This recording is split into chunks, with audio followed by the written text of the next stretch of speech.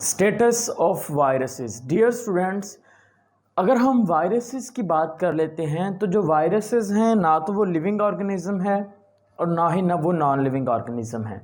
तो वो बीच में कहीं पे एग्जिस्ट करते हैं, उनकी जो स्टेट है वो बीच में एग्जिस्ट करती है, यानी कि ना वो कम्प्लीटली लिविंग है ना ही वो कम्प्लीटली नॉन लिविंग होते हैं। सिर्फ इतना सा फ़र्क है कि अगर वायरसेस किसी लिविंग ऑर्गेनिजम्स के अंदर मौजूद होंगे तो वो वहाँ पर एज अ लिविंग होंगे, और अगर वो किसी नॉन लिविंग बॉडी पर मौजूद हैं, ऑब्जेक्ट पे मौजूद हैं, तो वो नॉन लिविंग होंगे।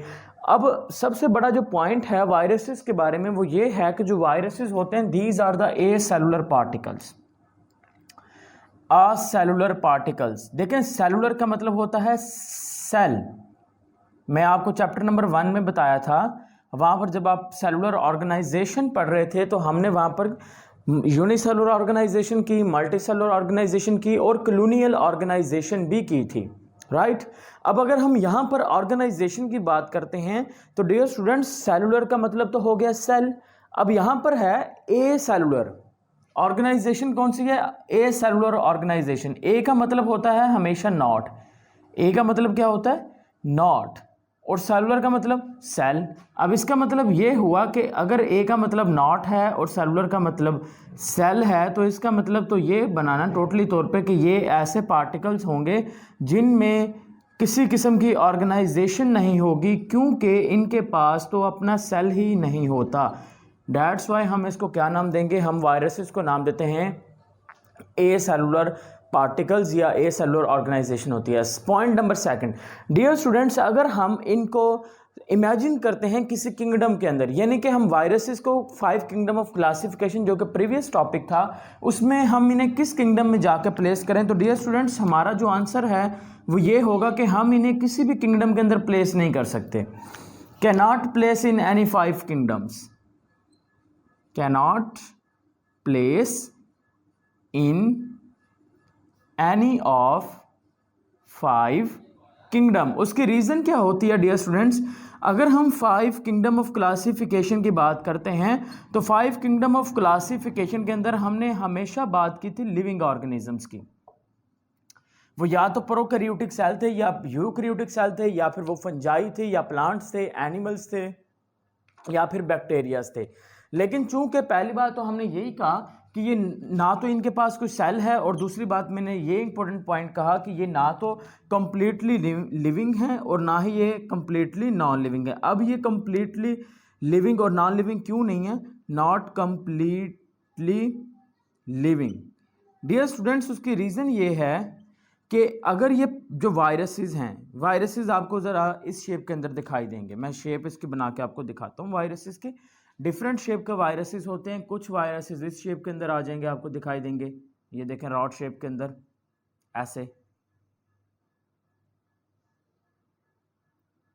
उनके अंदर इस तरह से हमें डीएनए या आरएनए भी देखने को मिलेगा। अब वायरसेस की स्ट्रक्चर कैसी होती हैं डियर स्टूडेंट्स? वायरसेस की स्ट्रक्चर ये होती है कि वायरसेस जो होते हैं ना, उसके अंदर जो होता है वो या तो डीएनए होगा, अगर डीएनए ना हुआ तो क्या होगा उनके अंदर डियर स्टूडेंट्स? उनके अंदर डीएनए होगा, और अगर वो ना हुआ तो दूसरी जो चीज़ होगी वो वहाँ पर होगा आरएनए। तो दोनों में से एक हो सकता है, या डीएनए या फिर आरएनए। ऐसे वायरसेस जिसमें डीएनए होगा हम उसको नाम दे देंगे डीएनए वायरस, और जिसमें आरएनए होगा उसको नाम दे देंगे आरएनए वायरस।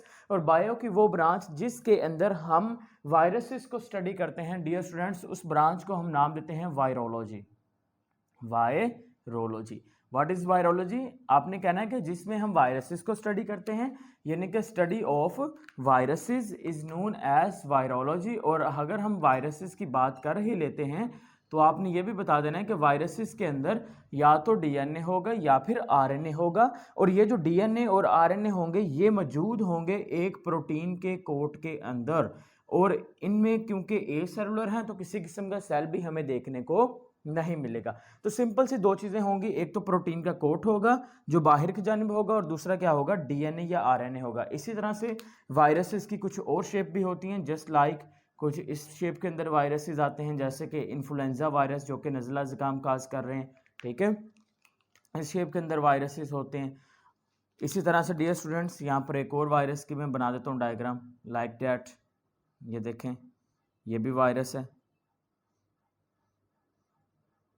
तो डियर स्टूडेंट्स, अगर ये वायरसेस अपने होस्ट की बॉडी के ऊपर हैं, यानी कि किसी अगर लिविंग ऑर्गेनिजम्स के ऊपर हैं, तो ये क्या होंगे?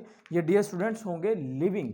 लेकिन जैसे ही अगर ये नॉन लिविंग ऑब्जेक्ट के ऊपर होंगे तो ये क्या होंगे? नॉन लिविंग होंगे। इनके नॉन लिविंग होने का सबूत ये होता है कि जो वायरसेस होते हैं उसकी क्रिस्टल्स बना सकते हैं।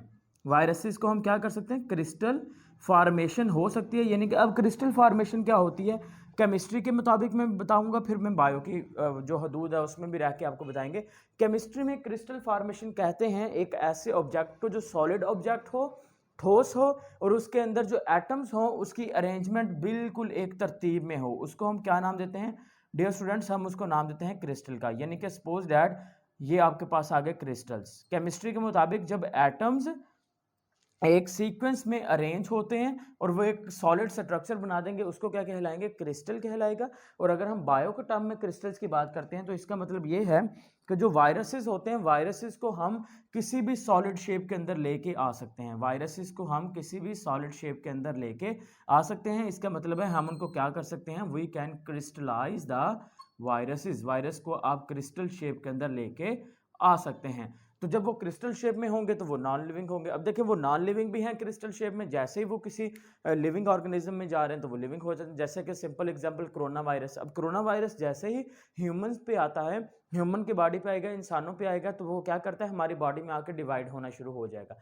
जैसे ही वो डिवाइड होना शुरू होगा, वो कोविड-19 जो कोरोना वायरस है वो हमारे लंग्स इन्फेक्शन काज करता है, यानी कि बीमारी काज कर देता है। लेकिन जैसे ही वो हमारी बॉडी से बाहर होगा तो वो नॉन लिविंग होगा। तो that is the best examples of the viruses. अब इसके अलावा डियर स्टूडेंट्स चंद एक और पॉइंट भी हैं जो कि समझने हैं यहाँ पर आपको। वो ये हैं कि वायरॉइड्स क्या होते हैं और प्रायोन्स क्या होते हैं। वायरॉइड्स और प्रायोन्स। अब डियर स्टूडेंट्स मैं आपको बता दूं, जो प्रायोन्स होते हैं, प्रायोन्स सिर्फ प्रोटीन्स पर मुश्तमिल होते हैं। देखिए पता ही चल रहा है आपको, प्रायोन्स पी से बन रहा है और पी से ही क्या होता है?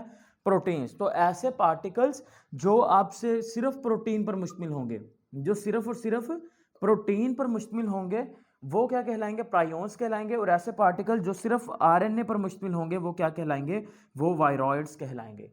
तो डियर स्टूडेंट्स ये जो टॉपिक है बेसिकली ये एमसीक्यूज के लिए इस्तेमाल होता है। देखिए वायरसेस में मैंने कहा या डीएनए होगा या आरएनए होगा।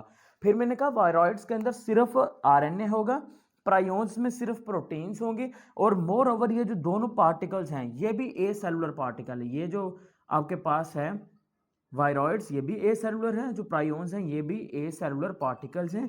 ये भी प्लांट्स के अंदर डिजीज काज करते हैं, और जो नीचे वाले हैं वो भी कहाँ पर डिजीज काज कर रहे हैं?